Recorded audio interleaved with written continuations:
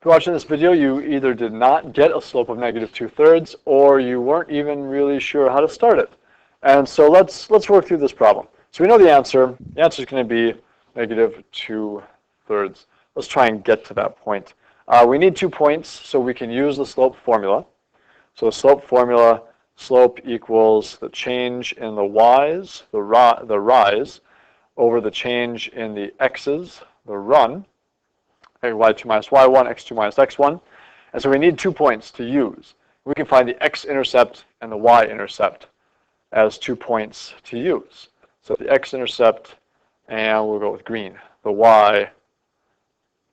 So those are the 2 points we want to have. Let's go about doing that. Give myself a little more room. Here we go. So x-intercept, we'll start with the x-intercept. I know if I'm finding the x-intercept, I want a value for x and no value for y. So y would be 0. So really, it's almost like y is covered up, because 3 times 0 is 0. So it's like there is no y. So we can pretend it's not there. Don't actually scribble it out. Sorry if you've already started, because we're going to have to get rid of it. We're going to have to uncover it again in a minute. Maybe just cover it up with your hand. So if 2x equals 12, well, 2 times 6 equals 12. We could also divide both sides by 2 and get the same result, that x equals 6. So x is 6. Found that. Good. Now, I'm going to uncover the y, and I'm going to say, all right, how about the y-intercept? So if I want to find the y-intercept, I need a value for y, and x is 0.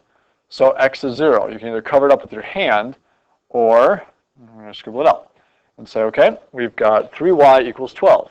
Well, 3 times 4 equals 12. So y would have to equal 4.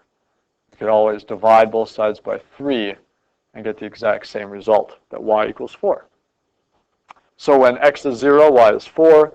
When y is 0, x is 6. We have 2 points. We can apply the formula.